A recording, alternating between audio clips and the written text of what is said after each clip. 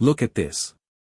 In exactly 45 seconds, I just turned a messy, hour-long transcript of a meeting into a perfectly formatted project brief, a set of actionable to-do items assigned to my team, and a summary email ready to send. I didn't type a single word. Most people spend their entire Monday morning doing this manually. Today, I'm going to show you the specific stack of tools, some of which feel almost too powerful to be free, that automate the boring, repetitive parts of your life so you can actually get back to doing work that matters. We're living in a time where the bottleneck isn't capability, it's bandwidth.